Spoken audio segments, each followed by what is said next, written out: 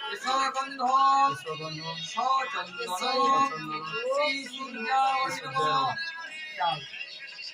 সপকর্ণ নৈবেদ্যম শ্রী সূর্যায় নমঃ।